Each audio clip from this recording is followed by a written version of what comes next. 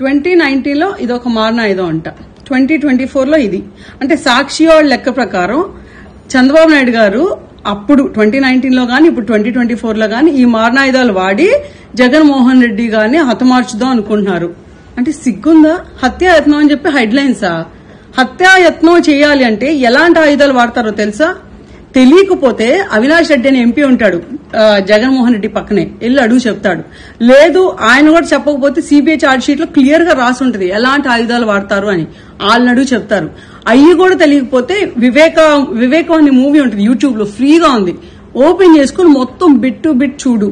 Clear గా చేతికి మట్టి అంటకుండా, మన చేతికి రక్తం అంటకుండా మన బాబాయిని మనం చంపుకొని, ఆ చంపాక అదంతా ఒక ప్లాన్, ఒక సింపతి డ్రామాలా ప్లాన్ చేసుకుని పక్క పార్టీ మీద నెట్టేసి ఎలక్షన్లు ఎలా గెలవాలి అనేది జగన్మోహన్ రెడ్డి గారికి లేకపోతే ఆ పార్టీకి వెన్నుతో పెట్టిన విద్య. సో అలాంటి పార్టీ, అలాంటి నాయకులు బయటకు వచ్చి మా మీద హత్యాయత్నం చేస్తున్నారు, బాబు గారు వచ్చేసారు ఇచ్చేసారంటే ఎవ్వడు నమ్మడు. నువ్వు ఎంతమందిని బయట నుంచి తెచ్చుకున్న సపోర్టర్స్ ని, ఆ పక్క రాష్ట్రం నుంచి ఆ ₹2 ఎవడో పెయిడ్ ఆర్టిస్ట్ లాగా వచ్చి ట్వీట్లు వేసి బ్రో ఆర్ యూ సేఫ్, మీకేంటి డెమోక్రసీలో ఇలాంటి వైలెన్స్ కి తావులేదు అంట.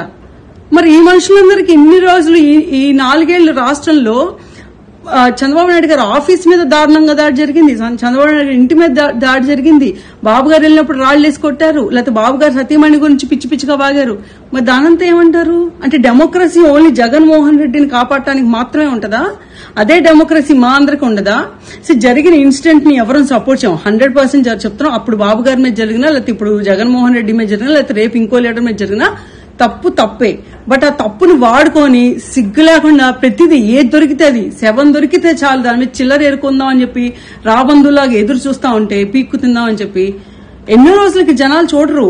ఇప్పుడు చిన్న పిల్లోడిని అడిగినా ఇదేంటి బాబు అంటే కుక్కల్ని కొట్టడానికి వాడే రాయండి అని చెప్తాడు. ఏదో మన ఇంటి మీదకి లేకపోతే మన మీదకి ఏదైనా పిచ్చుకొక్క వచ్చినప్పుడు ఈ రాయి వాడతాం అంతే, మనుషుల్ని చంపడానికి కాదు. ఆఖరికి ఆ కుక్కను చంపడానికి కూడా ఈ రాయి పనికిరాదు. సిగ్గు తెచ్చుకోండి.